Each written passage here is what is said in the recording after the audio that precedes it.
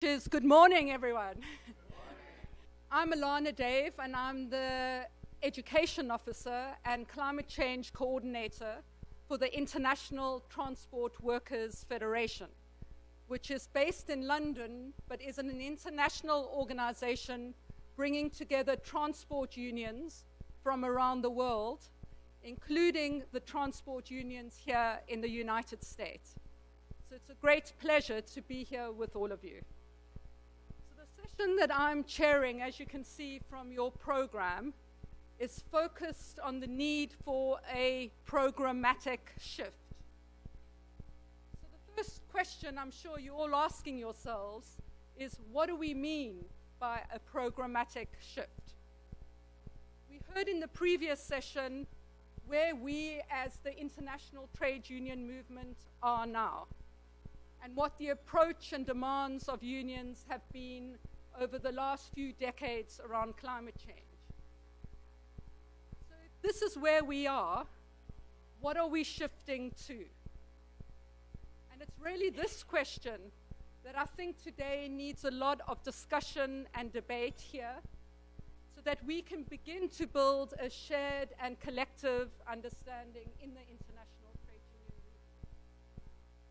We have a great panel of speakers who are going to outline their vision for what unions could be saying and doing about climate change by drawing on their experiences from their own countries. But in this session, we are going to do some critical reflection and ask ourselves some really hard questions. Are we as trade unions doing enough? Has our approach so far in the United States and internationally brought about any significant changes for workers and the environment? Should we be linking our main demands for just transition and green jobs to other demands which are also important for workers and our members? In other words, should we as trade unions be mobilizing for a deeper restructuring and transformation of society that is not only about environmental justice, but also about social and economic justice? This is what we want to do. What kinds of alliances do we need to build build the necessary power to bring about these changes? I know all of this sounds a bit daunting. Is it even possible to have such a bold and radical vision when every day as trade unionists at the moment we are involved in fighting bread and butter problems?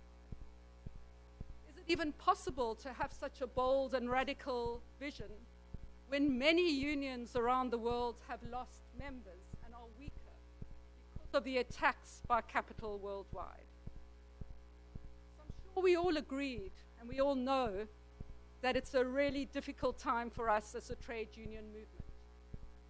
But the purpose of today's session is to learn from some of the unions who are putting forward a vision and linking the problems which we are facing today, including climate change, to a different economic model in the future. Our own organization, the ITF, has put forward a very strong policy saying that cuts in transport emissions will only be possible when we bring about a completely different economic model of transport. One that is not just about meeting the profit needs of corporations, but based on meeting the social and economic needs of society under public ownership and control. A document from GLI says the IPCC emissions reduction scenario calls for nothing less than a complete transformation in production and consumption patterns. Taking the science seriously also requires taking the solutions seriously. So this is what our speakers now are going to address. This is a presentation which I just wanted to, the main goal is to help unions who are fairly new to the climate debate to separate out what is real and what is a myth. around green economy in particular. So I think we've already dealt with the challenge, but I want to say a few more words about that in a moment.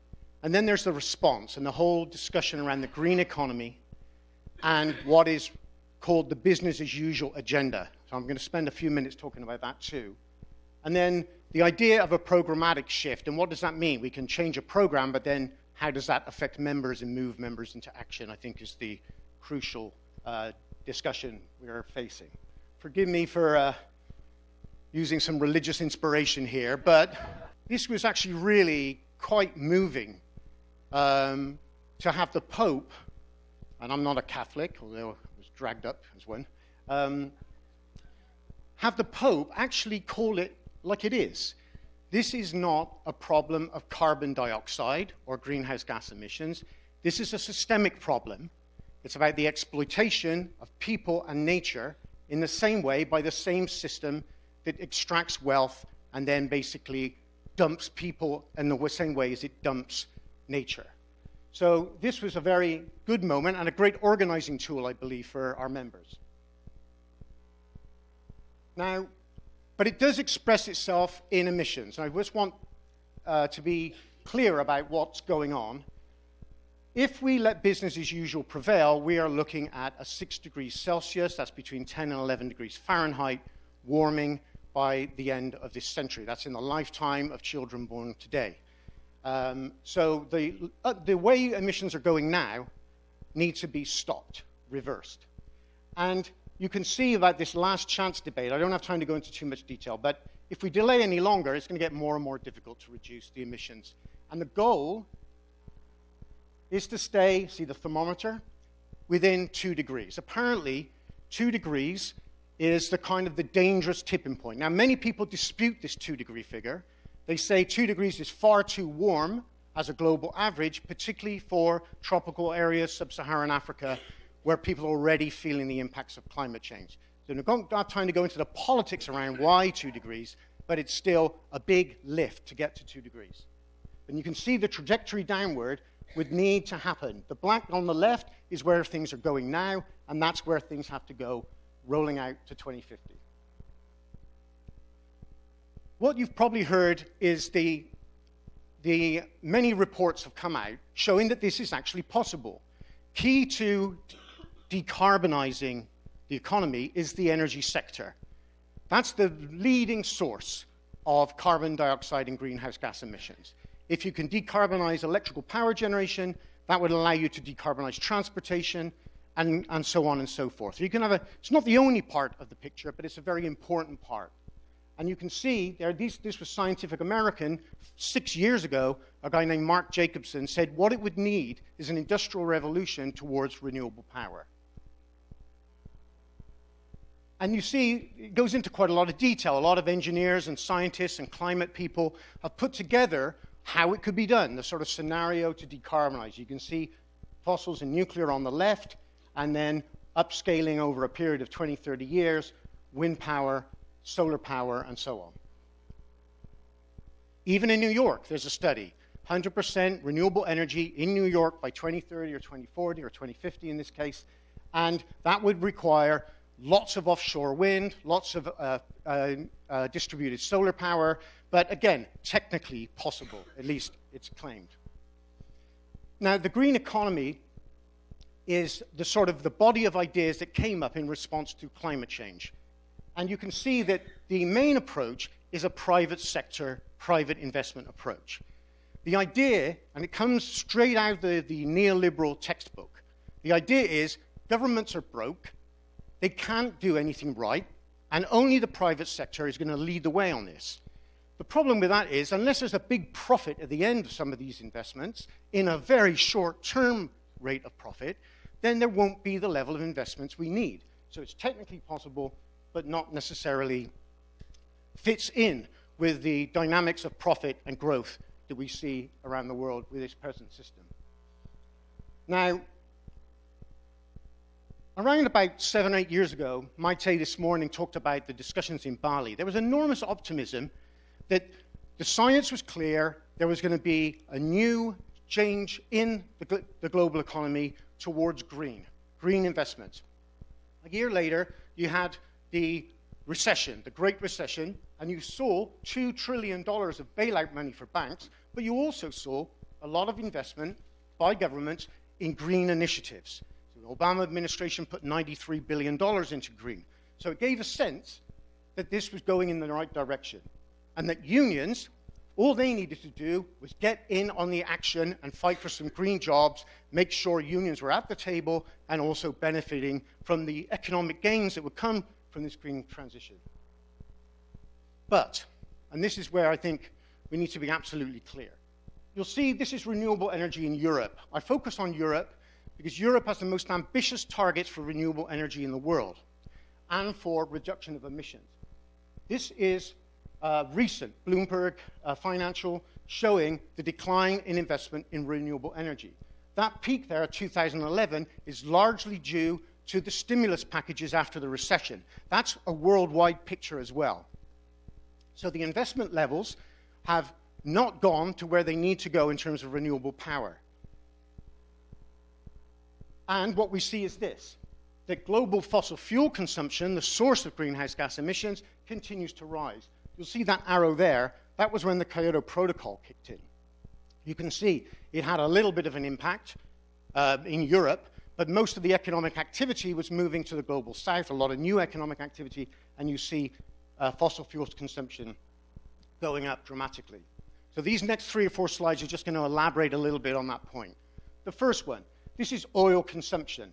Again, forget peak oil. There's plenty of oil, and it's now very, very cheap. So oil consumption continues to go up. Gas production. More and more gas coming into the global energy system. Importantly, coal consumption. That first band there, the steepest rise, is Asia-Pacific region. Half of the world's coal now is consumed in China. It's sucking in coal from all over the world, South Africa, Australia, and elsewhere. So this is leading to projections for what's going to happen to the energy system in the next 20 years. Bear in mind, again, energy is crucial. If we cannot go to renewable energy, we cannot take on the climate challenge. Or, can you just go back? Sorry, Gina. Or the health challenge. I don't have time to go into too much detail, but the World Health Organization last year said there were 7 million fatalities in 2012 alone due to the exposure of fossil fuels. You're seeing in China and India in particular, the air apocalypse of terrible air quality and people dropping like flies as a consequence. Put your eyes on the right-hand side, renewable power. One of the reasons why the renewable energy industry is so buoyant at the moment is they see growth for them. Starting from a very low level, the renewable energy multinationals in wind and solar, they see growth, and they're trying to get the politicians to make the growth locked in with incentives and grants and so on. All well and good. But you can see, because they're growing, they're not taking on the coal, gas, and oil companies. This is electrical power, so the oil doesn't look very much, but that's because most of the oil is consumed in transportation, in trucks, cars, and planes. Now, what you see there is a chart of new oil and gas discoveries around the world. What do you notice? Many of them are in the global south. What you also notice in the global south is there are major battles going on around energy. This form of extraction is unfolding around the world. As the demand for more energy grows, then there is new sources being discovered. Many of these are not conventional sources of fuel. I'll come back to that in a second. Okay, unconventional fuels. This is fossil fuels that are not yet really fossil fuels. In other words, shale gas, you don't just stick a hole in the ground and up comes the gas. You have to fracture the earth, and it goes over a wide distance to produce gas, which then we all know about fracking in this part of the world. So you're seeing this is a picture of Texas. Similar pictures are in Pennsylvania, and now 12 countries are discussing fracking, and in 2 or 3, it's already started in a serious way. Not everybody in the US labor movement have heard of the Alberta tar sands. This is the largest industrial project on Earth. If you got in a plane or a light aircraft or a helicopter, it would take 6 hours, I believe, to go from one end to the other. This is the territorial size of England. And I know going up in England, that's a 6-hour drive or 7-hour drive from the south to the north. This is a huge project, and we'll hear more about that when we talk about Canada this afternoon. We're moving quickly along. You can see it's all been referred to. The tar sands is landlocked presently. This is what the Keystone XL pipeline is all about. Getting the oil to refineries in Texas or Vancouver or the east coast of Canada was the goal of the industry, to get it into the world market. They use the arguments of jobs, of course, but really it's an export policy for the tar sands. Our comrades from Canada can talk about the disaster in Quebec that claimed the lives of 47 people, so I'll skip over this slide. Now, the business as usual in energy is also affecting the politics. This is Todd Stern, Obama's chief negotiator in the climate talks. He made it clear, even before Copenhagen, that the US was not going to be fighting for a binding agreement, that they should ask countries to do what they can to reduce emissions without any recourse. Now, last few slides. Programmatic shift. We know we have a rising climate movement, and we know this is international, and we know unions are coming into this movement. They're not leading it, but they are beginning to get involved. And when they seriously get involved, that's when we'll see the movement grow qualitatively with new strength and size. But this is the discussion we're having today. What are the solutions we propose? How many people have heard the term green jobs? I can't imagine anybody is not going to put up their hand for that one. The Green Jobs program, the talk of green jobs, becomes the default position for a lot of unions. Why? Because the World Bank largely articulated a message called green and inclusive growth. That was passed on to the United Nations Environment Program, and then the international trade union bodies took it off the shelf and say, green and inclusive growth. That sounds pretty good. We'll have some of that, get some jobs, and try to influence the debate. This is not meant as a criticism. What could you do when you're a few unions in a big hall full of corporations with loads of money? You try to change what you can. So that was the green economy agenda, which is basically the narrative of green jobs. You can see that quote there, I don't know if you can read it, from the ILO, concedes that the main driver of the green economy will be the private sector. That's the key point we have to focus on.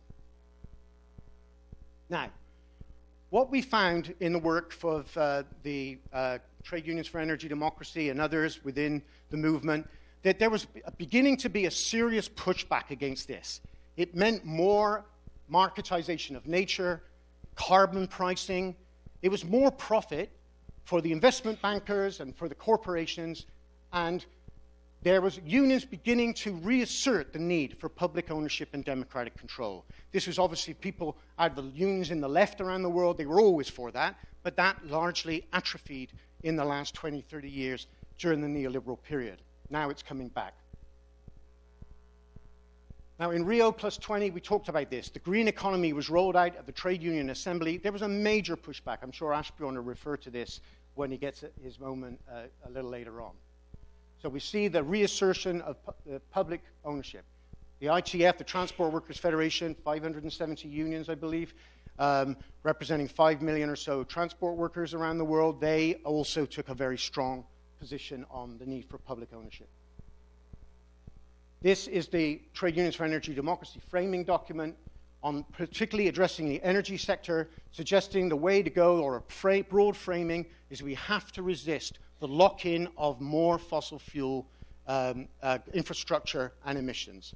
We have to reclaim the energy sector to the public, and we have to restructure that energy sector so we do lots more distributed power with union work under public ownership and control. And here's a recent document just come out, which it's on the website. It's called Power to the People Towards Democratic Control of Electricity Generation. And it tries to summarize what's going on in the world around the struggle around energy. And the last slide, I go back to Naomi Klein, who is, I think, one of the most influential people in this debate. They've really nailed it in terms that we cannot solve the climate crisis unless we build a movement. That movement has to be armed with the right ideas and perspectives to really take on corporate power. Yes, it's a heavy lift, but it gives all our work as trade unionists more moral impetus, more urgency, and I think more excitement because we can now go to workers and say, the exploitation you feel as a low-wage worker, that's happening to our ecological systems as well.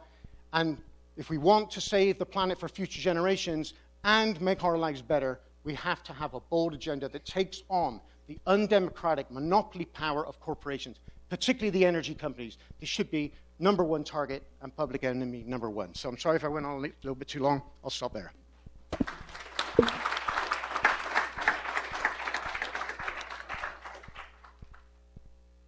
Thanks, Sean. Lots of food for thought there. What we thought of doing is taking all 4 speakers before I open up to the floor for discussion and debate.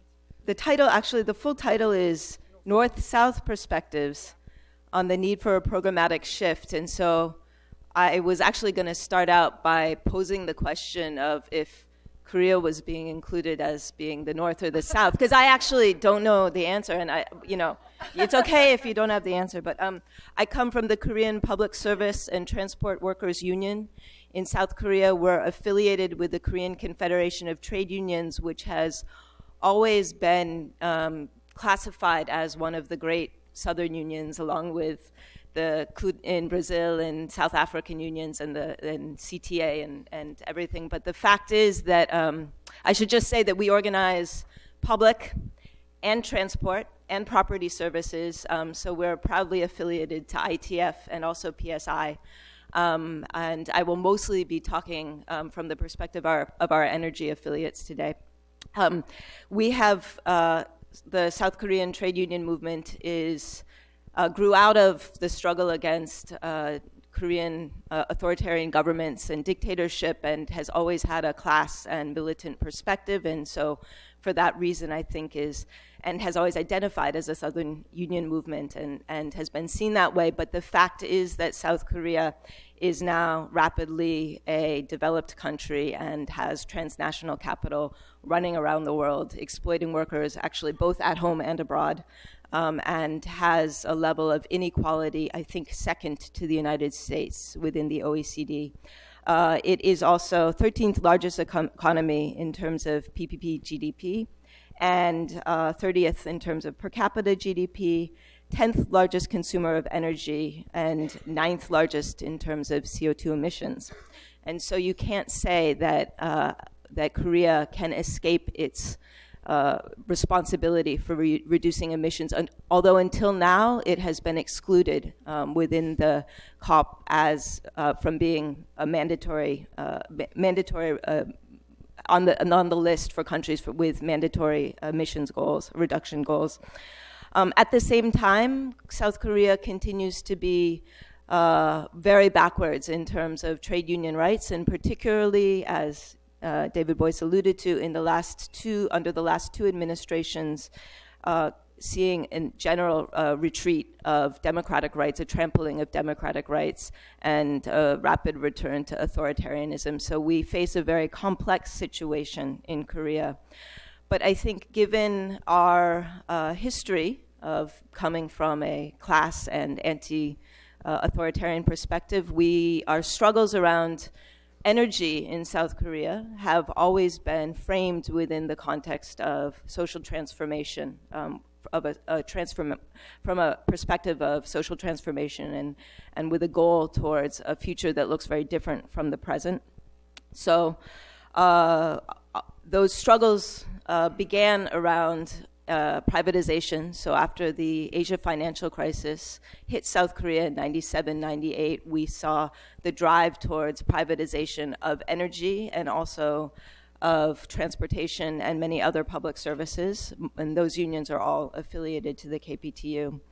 And so our struggles after that period began with anti-privatization, particularly in 2002. Workers in power plants, gas, and the railway carried out a joint strike against privatization and have continued to, that went on for 77 days in power plants.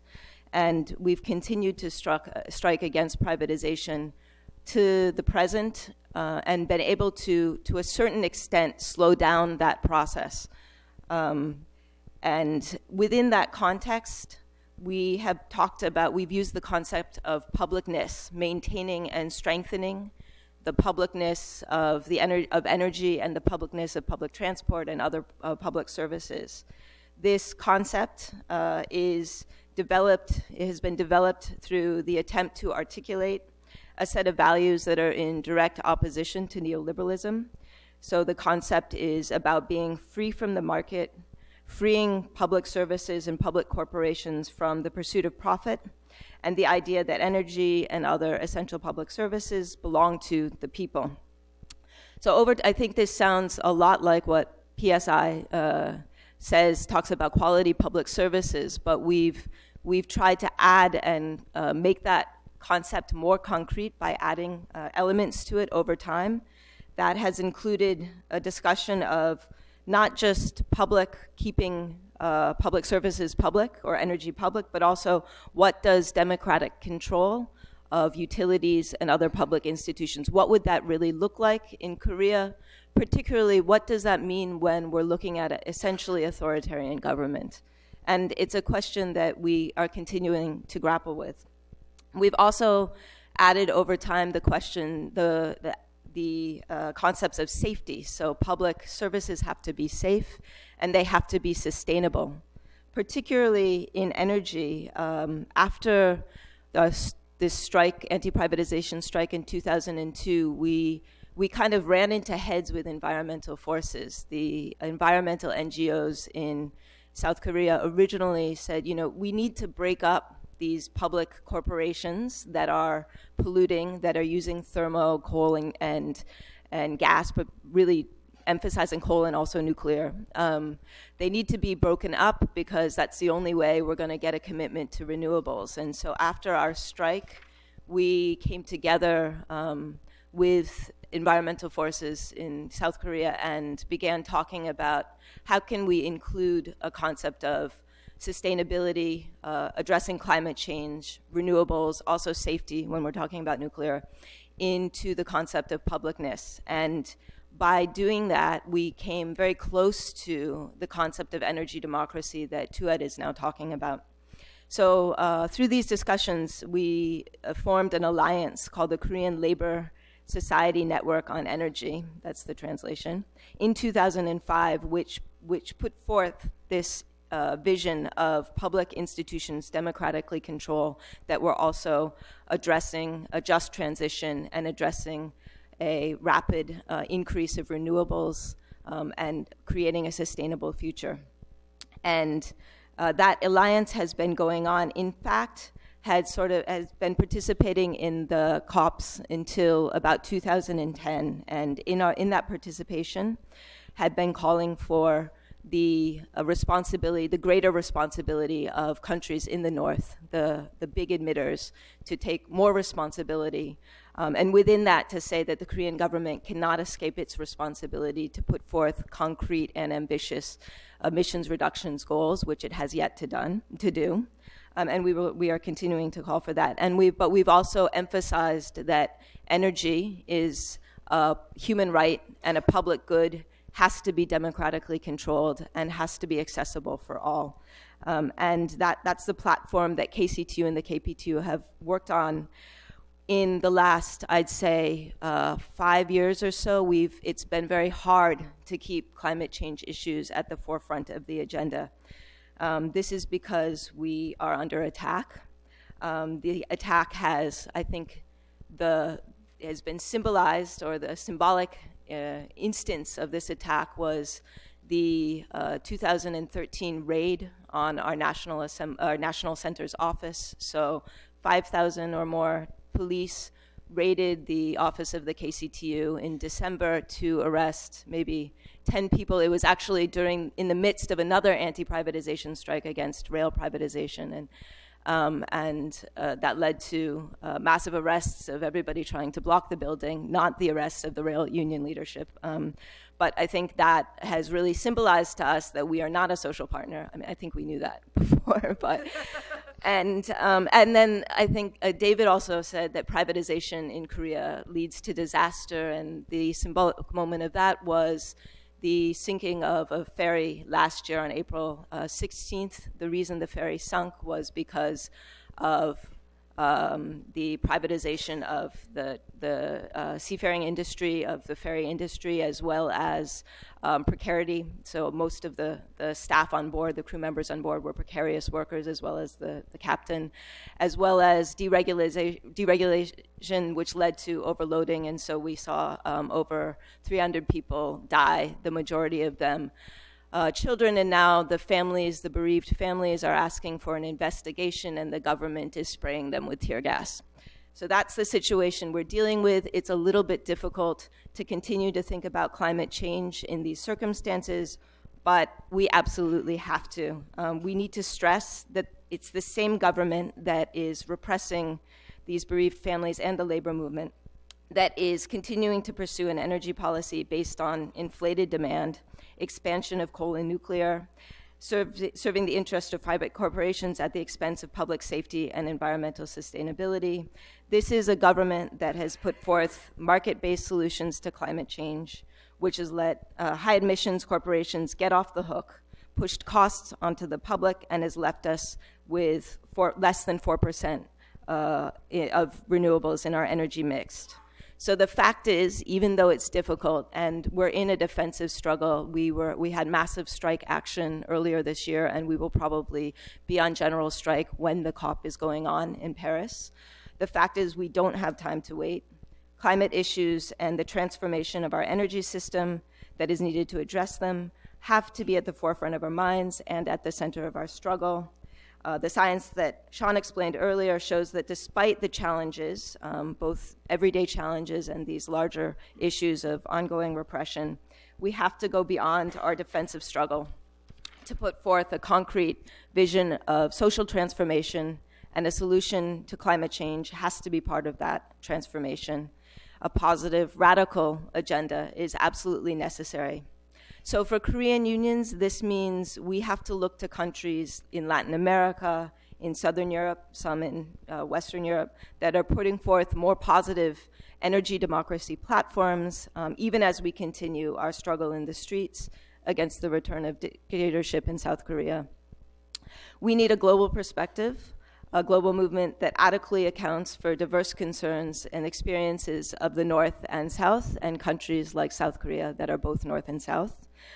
This has to be a movement this has to be done through a movement that makes possible a massive deployment of renewable energy, while at the same time maintaining and strengthening the character of energy as a public good and a human right. The only way that we will do this will be not just through public ownership, which we actually nominally still have for the most part in South Korea, but through actual democratic social control of the energy system. And for South Korea, this means a militant trade movement will have to replace the current government and its commitment to a neoliberal system with one that is much, much more responsive to the will of the public and social good, one that puts life and health of the people and the planet before capitalist profits. Ultimately, this will only be possible within the context of a global movement that makes clear that another energy system and another world are not only possible, but absolutely necessary. Thank you. Over to Diego from the CUT in Brazil. So as Alana said, I represent CUT, which is the largest national center in Brazil, representing 24 million workers. And we do have some affiliated sectors in the energy sector, especially oil workers and public utility unions. And I come from the largest city in Brazil, which is São Paulo, in which we are experiencing for the first time in history a very sad situation of water shortage. And that has to do both with climate change, because during the summer we don't have as much rain as we used to, and the winters are drier than ever.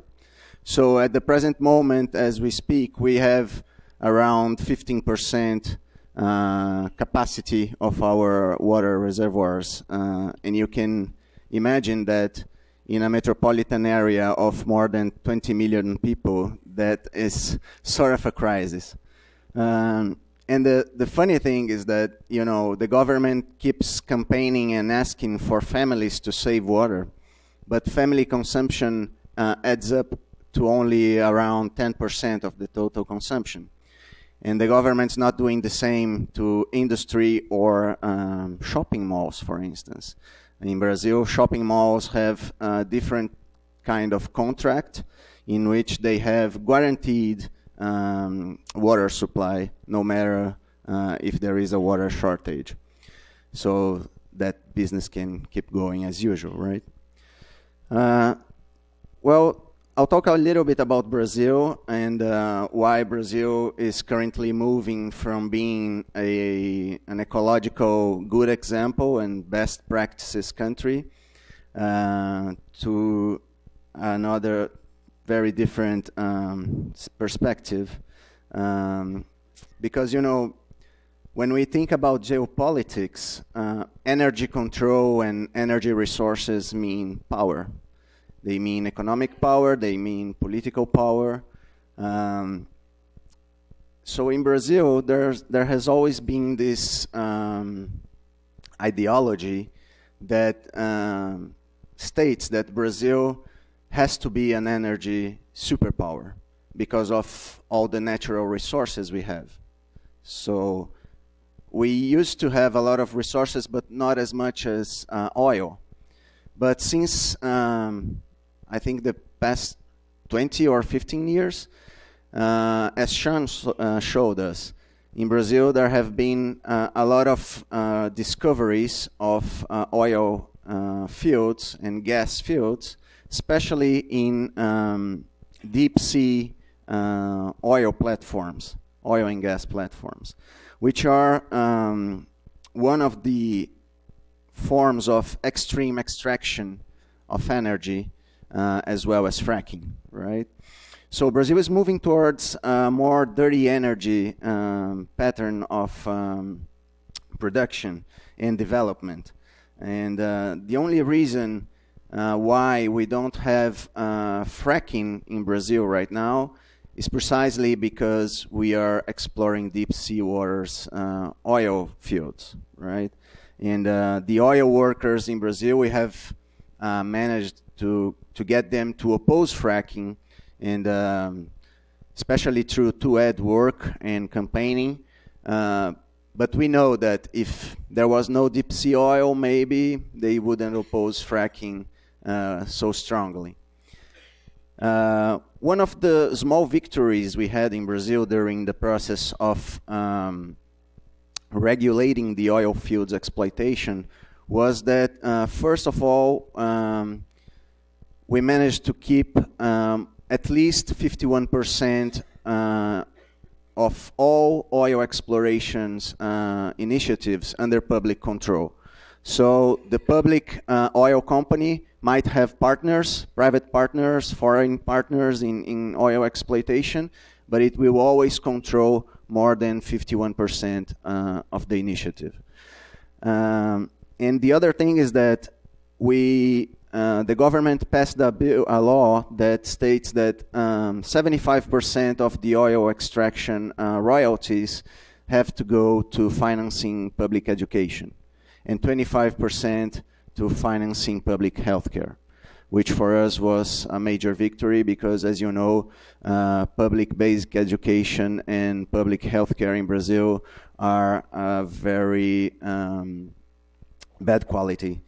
And concerning our electrical energy generation, as you know, Brazil has one of the cleanest energy production systems, with around 80% of it coming from hydropower generation, which has always placed Brazil in a very comfortable position at the UN discussions, because we are not one of the biggest polluters.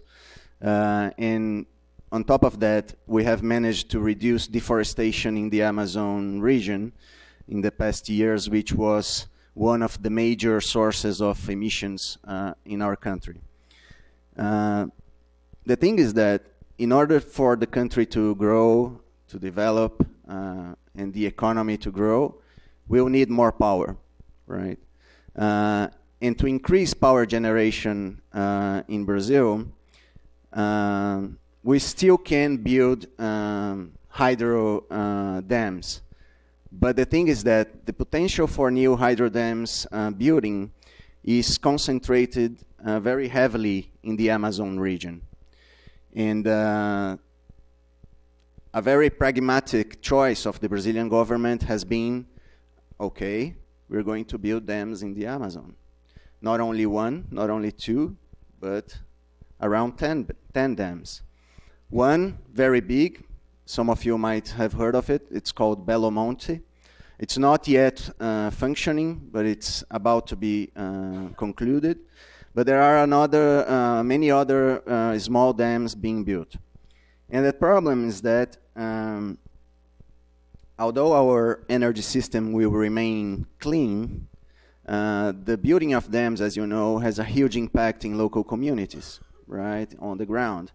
Not only in terms of environmental devastation, but with serious social consequences, right?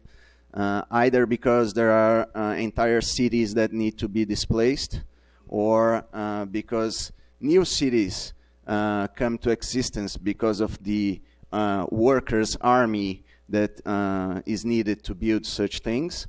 And you know, those are sort of artificial cities with like 5,000 men at the same time. And you can imagine the whole chain of prostitution and other very sad things that happen around that. So, 1 minute, come on. So that's a very big problem, because although we're keeping our energy system clean, the impact on the ground is huge. And although you know, we have many public energy companies, that doesn't mean that they are democratic, right? Or that the relations with the communities are democratic. Because actually, communities don't get a say. Companies usually determine how things go, and workers also suffer from very difficult working conditions in the field. And that has been aggravated by the Brazilian participation in the BRICS bloc of countries. The BRICS stand for Brazil, Russia, India, China, and South Africa. Because they are all intense users of natural resources and energy. And now we have 2 weeks from now the next BRICS summit in Russia, and one of the things that will be discussed there is an energy bank or an energy reserve amongst those countries proposed by the Russians because of the events in Ukraine, which generated tension with the European Union around energy. But, all right, that's all about Brazil. And I just want to mention very quickly some initiatives that we are undertaking in the Americas level. Because with the work of the ITUC Americas, which we call TUCA, the Trade Union Confederation of the Americas, we have last year put forward a document, which is a consensual document from Canada to Argentina, which is called the Labor Development Platform for the Americas. Is a document that addresses development and sustainable development, particularly in 4 dimensions: economic, social, environmental, and political. So afterwards we can, if you want, talk a little bit more about each of those dimensions. But the other thing that this document is being very useful for us is because it has been a very useful tool to dialogue with other social movements, NGOs, etc., environmental movements, because there is finally a perception that the trade union movement can't be isolated, right? And that we have to overcome the divide between job creation and environmental protection. So we can talk about that more later. Thank you.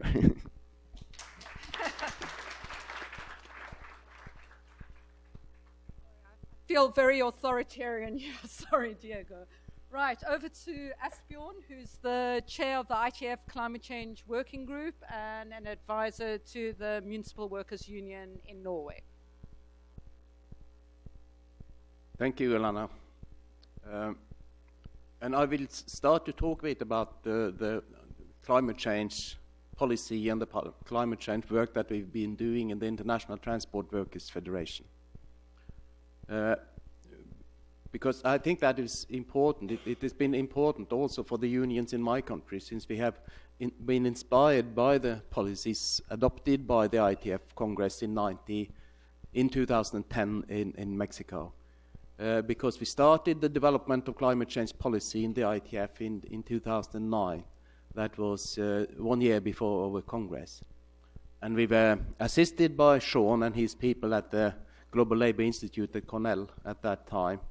And we concluded with a document that Sean showed you previously, and also with an ambitious statement. And I don't think I'm wrong when I can say that this was at that time, and I still think it is, the most progressive, ambitious climate change policy document that any international trade union body has adopted up to now. The first thing we did, of course, was to agree that we had to base our development of the policies on the existing science. It is science-based. There is no discussion on that. I remember the years before that, there were a lot of discussion in the trade union movement whether or not one should believe the science-based information we had on climate change. But that period is over. I know there are still some who try to derail that development, particularly people who are paid by these big companies and so on. But I think in the trade union movement we should now be finished with that part of the discussion. So we're science-based, and what does that do? That mean? It means, to me, at least two things. Trade unions are very used to negotiating with employers, and we are making compromises here and there. The climate change problem is quite different. We cannot compromise with physical laws. There is no negotiation. There are facts we have to relate to. We have to do, that means, the second thing it means is we have to do what is necessary if we want to stop this development. That means also that we have to reduce greenhouse gas emissions to the level which is necessary to prevent the temperature increase of more than 1.5 to 2 degrees centigrade. That's what we have to do. So it's very easy, in a way, to judge our own activities, because we have to measure it against these facts, in a way. And what these facts tell us also is that we are in a situation of planetary emergency. We have to act, and we have to act quickly. But what is also clear is it is possible to stop it. It is possible to reduce greenhouse gas emissions sufficiently to achieve that. We do have the knowledge, we do have the technology, but we do not have the power to carry out our policies. That is the main problem for the climate change policy. The climate change policy is therefore first and foremost not a question or a discussion of technology and knowledge. It is a question of social power. That is the climate change policy is about. And we developed pretty fast when we developed the policies of the ITF that transport, which is one of the biggest emitters of greenhouse gases, in order to reduce the emissions from transport, we cannot do that within the transport sector itself. Transport needs are not driven from within the sector itself. Transport needs are effects from what is happening, decisions made, and how they're organized in other sectors of the economy. So we had to take a so-called whole economy approach in order to develop our own transport climate change policy. In order to change policy, we have to change the way we produce, the way we consume, the way we plan our societies, the way we transport things in this world. That's the challenge for us. And that means also we cannot have a narrow approach to climate change policy. It is about what kind of society we want to have in the future. And we realized then, we need a comprehensive, extensive, and deep transformation of our society in order to achieve that. It is necessary.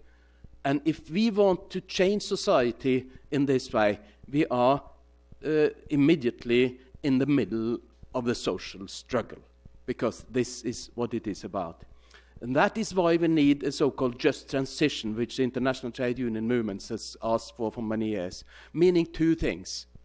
Firstly, it means that a transition is necessary. We accept that a transition, a deep and extensive transition in society, is necessary if we want to reduce the temperature increase.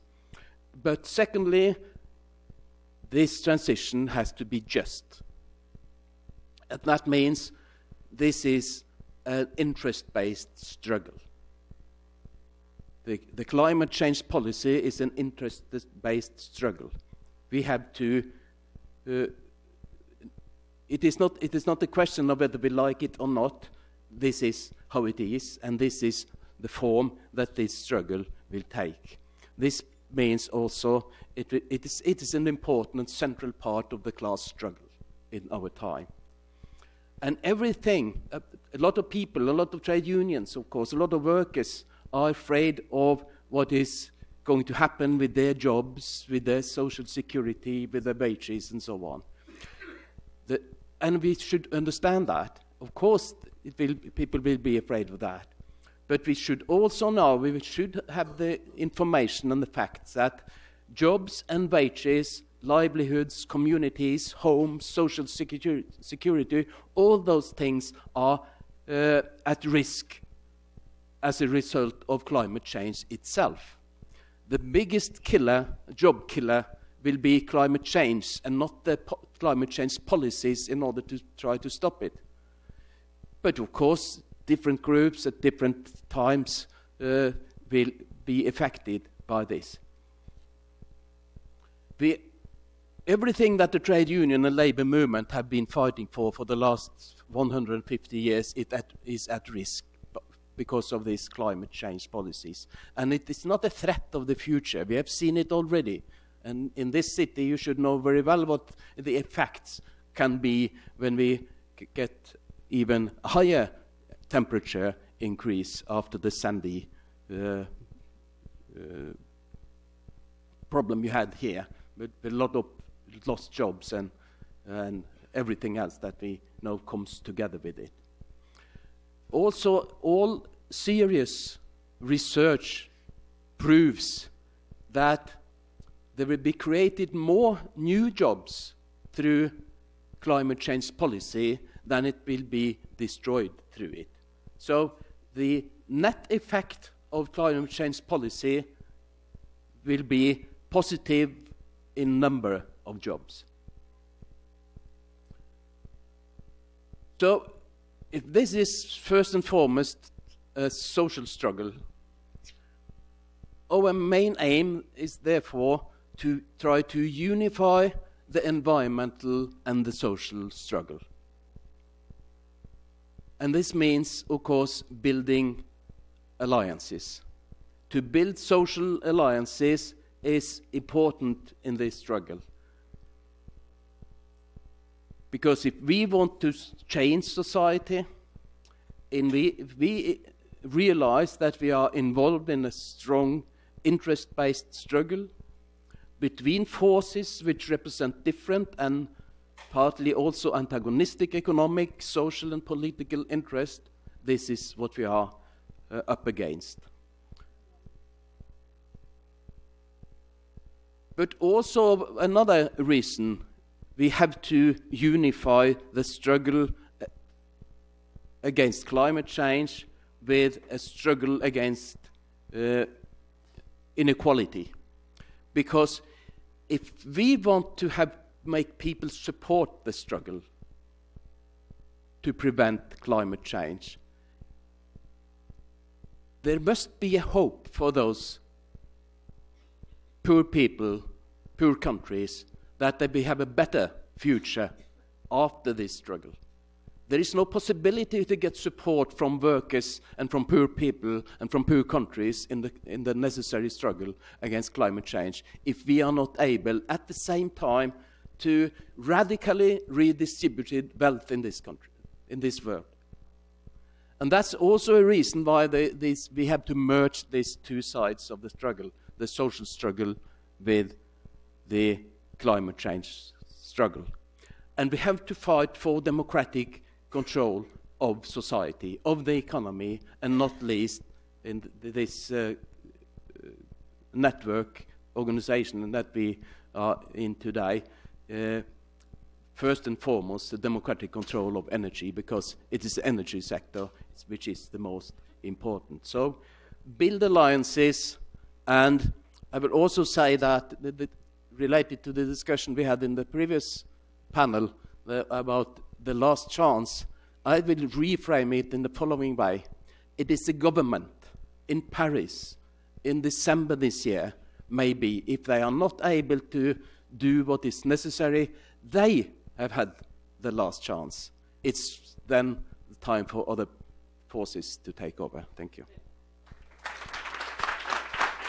So we've had some very thought-provoking, challenging presentations here.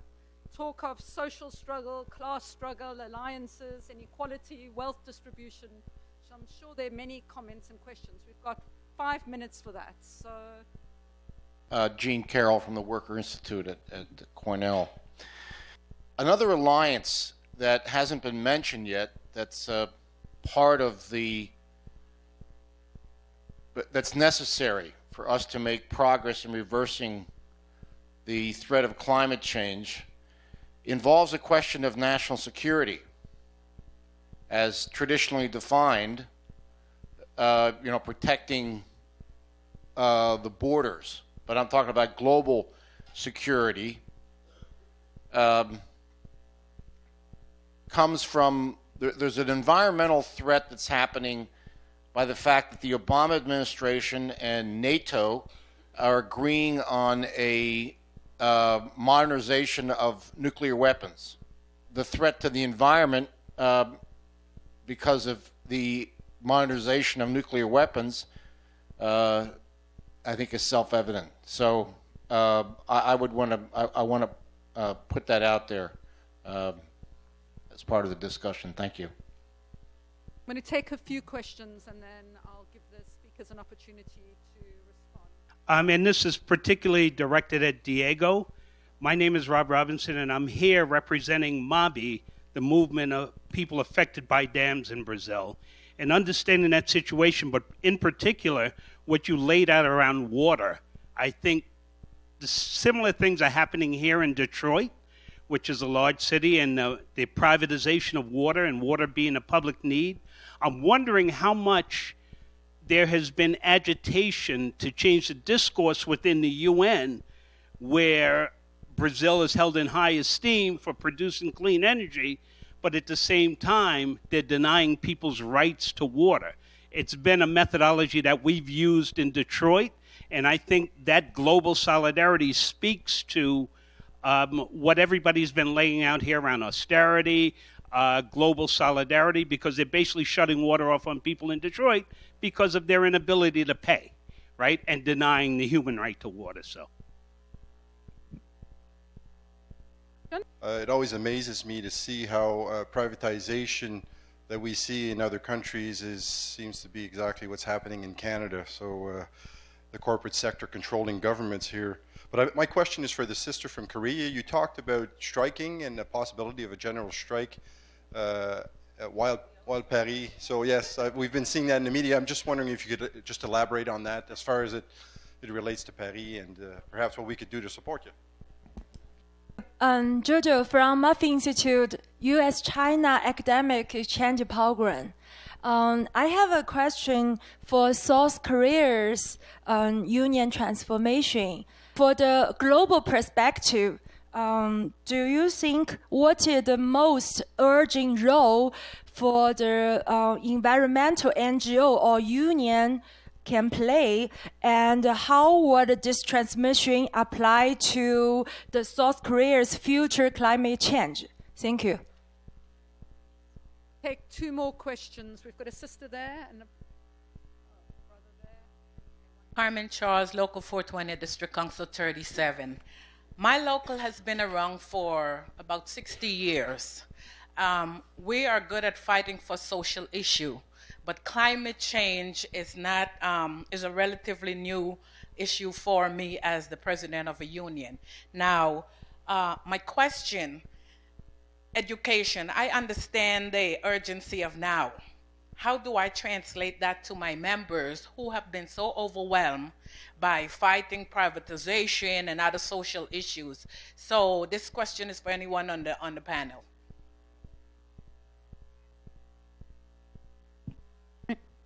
My name is David Galalsa. I'm with CSA Local 1000 AFSCME. And kind of like a statement and a question, actually, because we're talking about global solidarity, North and South. And we don't have to go all the way to Greece or Spain to talk about a really good opportunity to do some solidarity work. Right now in Puerto Rico, there's a very serious crisis, both environmental, social, political, economic, and otherwise. And we have international presence there. We have SEIU, we have AFSCME, we have CWA, we have a whole range of internationals that are based in Puerto Rico right now doing the good work of organizing workers. Unfortunately, at least in my opinion, they've been very silent on this economic crisis that's going to lead to severe austerity. The governor is supposed to go on television tonight to talk about this crisis.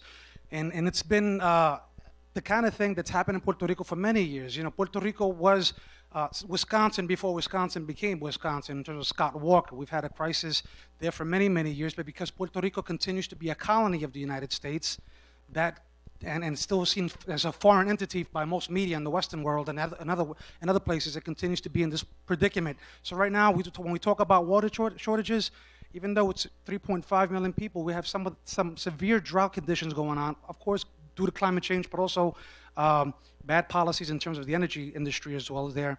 We defeated an attempt some years ago to defeat a 92-mile-long gas pipeline, thank God, that would have wreaked all kinds of havoc throughout the country. And yet they want to also create one of the largest incinerators, what they call, waste to energy, in one of the largest towns there to try to create some energy supply for the country. So what I ask of my international brothers here and sisters is, what are we doing? What can we do to help our neighbor right in our backyard defeat some of these austerity conditions and also improve the environmental conditions in Puerto Rico? Thank you. So one more question and then I'll give the speakers Hi, Partha Banerjee from Local 3, IBW. I was hearing the comments from the brother from Brazil and the sister from Korea, and the water situation and some other situations and one brother talked about the water situation in Detroit, and also in India, the same thing is going on. There is this guy called Ambani, who is one of the largest industrialists. He built a 60-storied building for his residence and built like 6 or 7 different swimming pools on various floors of his private residence. And because of that, the water table in Bombay went down, and about 1 million people did not have water for the next few years. So this is happening right in front of our eyes. And we also know about the Monsanto genocide that on average every 30 minutes a farmer is committing suicide, which is the largest in human history. But I am really going to focus on the comments that some of you mentioned about class struggle and no compromise and things like that.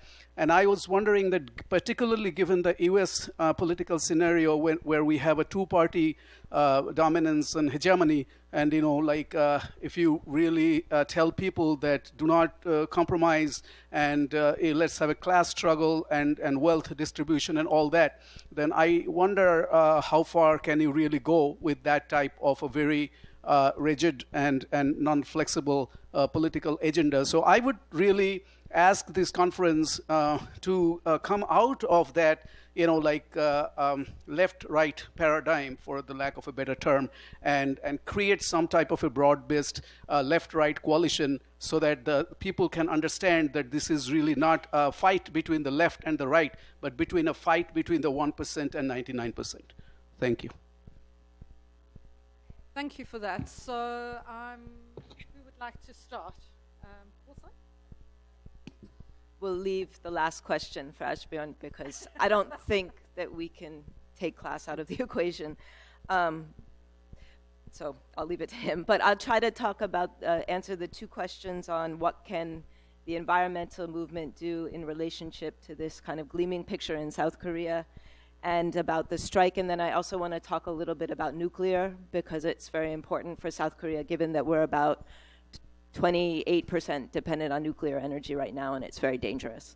In terms of, you're right, the picture that the world sees of South Korea is an economic, democratic success, and also particularly under the previous administration, doing all of these great environmental things, talking about green growth and green jobs. And the fact is that's really a facade, and I think that people who know, but not everybody knows, particularly within the OECD, that the reality is in Korea, 50% or more of workers are in precarious jobs, roughly the same amount are on minimum wage. We're talking about old people dying because of lack of protection in old age. And also the policies that the government has put forth as being green have left us with very few renewables, high dependence on nuclear, high dependence on coal. And so I think environmental organizations need to work with unions to expose what's really going on and talk about, that we need a change of the political structure if we're going to get a real way, we're going to find a way forward to address climate change. And then I'll say that right now in Korea, after Fukushima in 2011, the accident in Japan, environmental groups have not been talking about climate change. They've been talking about nuclear. It's a much more up issue for us. And I think during the TUED retreat, I'm going to make the case that TUED has not been talking a lot about nuclear because in Korea, the government calls nuclear green energy. And it's justified as this is how we're going to reduce emissions, is through nuclear. And that's why I think that we need to add the concept of safety to energy democracy. I'm not saying that we are necessarily going to come out with an only anti-nuclear, just anti-bat, shut down all power plants immediately, because we also organize workers in nuclear power plants, so it won't be that. But we're working with them to talk about nuclear safety, to talk about decommissioning, and to talk about a transition and a solution. Our nuclear workers are at the table having that conversation with us, and so I think that we need to talk about how we're going to frame nuclear with it. And it's a question of safety, and then that'll get us to maybe an alliance with anti-militarism and anti-war forces. And then finally on the strikes, we've been on strike and are planning general strike action against attacks on labor market reform is the most immediate, so introduction of more precarity, performance-based pay, but then also the trampling of trade union rights, about minimum wage, and it's related also to this call of the families of that ferry accident who are calling for an investigation and instead being repressed. And so those are the main issues for the trade union movement. Climate change is not right now. It's also because it's not at the forefront of the agenda for the government right now, but it's also not we haven't put it in the platform yet, so we're going to have to do a very lot of work to make the connections that I've been trying to make. I think within our alliance with environmental forces, we're talking a lot about the relationship with COP21 within the KCTU. It's a discussion we have to have, and so hopefully if we are striking at the same time, the climate change agenda will be within our demands in the general strike. And we may not all get to go to Paris because we'll be on the streets in Korea, but yeah, it's very important to make those connections. Thank you. Concerning the Brazilian contradictions, if they are being exposed at the UN or not, I don't think they're being exposed enough. And maybe the UN is not the best place to do that because, access for civil society is limited, the things you can do inside are limited, and so on. But especially the building of the Belo Monte Dam in the Amazon has led to a case against Brazil in the ILO because Brazil is violating Convention 169 concerning indigenous people's rights. So there are consequences for sure. That's still to be debated at the ILO, but let's say Brazil is in the line for being addressed. I think that the question about workers' education is very good because it's a real challenge. But the effort we have been making, not only in Brazil, but in other countries in Latin America as well, is to try to show to our affiliated members that when we discuss climate change or when we discuss environment, we are actually discussing a whole bunch of other things, right? And it's very easy to find a subject that speaks directly to their daily life and connect it to the climate negotiations, right? So we could only to mention a few. Climate is about the economy. Climate is about production patterns, consumption patterns, social policies, job creation, rights promotion. And there is one thing that may speak very strongly to Americans, which is the financial aspect of the climate change negotiations, because as you know, one of the outcomes of these negotiations will be the creation or the expansion of the carbon financial market, which will lead to new financial products that will be put into derivative packages and will be used for financial speculation that can generate another financial crisis, right? So there are a whole bunch of issues that you can link up to climate change. But another thing is that I think unions nowadays cannot afford not to have an environmental department and some people dedicated specifically to that issue, because one of the things that it helps unions to debate climate change and environment is to reach to the youth, because the youth is debating that. And it shows to them that we are not only concerned about our jobs protection or wages, and that has to do with that divide between jobs protection and environment protection that we need to overcome. Thank you. First to the question of national security, or what I understood. If I understood you correctly, you argued for an alliance also with the peace movement, in a way, the anti-nuclear movement and so on. Of course, that is the potential ally, of course it is. And not only the nuclear weapons, I think, weapons and the rearmaments which is going on these days. And I should have liked to see the carbon budget for the Afghanistan war, for the Iraq war, for the Libyan bombing and all kinds of things. It's a hell of a budget, I think. So all these things are really enemies of the climate. Also, I can mention for you that the enormous pressure which is now on Greece in Europe, the Greek government, the left Greek government, offered or proposed to cut military costs. That was refused by the Troika, by the European Union and International Monetary Fund. So you can easily see the interest behind this policy which is going on. The second was a question of what to do when your members have the use all the time to fight privatization and so on, how to go on with that climate change. There are two things, I think. It is important to educate the members on the question of climate change. The ITF has established a lot of material for that, for example. There is even online educational courses which you can make through the ITF. But I will also say that there is no contradiction between fighting privatization among your members and fighting climate change. Two sides of the same coin. The best way probably that you can fight climate change for is to strengthen the fight against privatization. The privatization will only strengthen private capital in society. The more they take over, the more power they have. And this is a question of power, of political power, social power, economic power. So just to frame it into the same picture in a way can be very, very useful. So to this compromise and uncompromising, we can always make compromises. What I try to say is we cannot compromise with physical laws, and we have to take them as they are and see the consequences of them. But I'm not sure that I agree with you that we should look away from this left-right divide, the contradictions, and build broader alliances. I want to build alliances with everybody who stand for a policy that will prevent climate change. But I have to see that in practice, not only rhetoric and greenwashing and all these kind of things which are going on.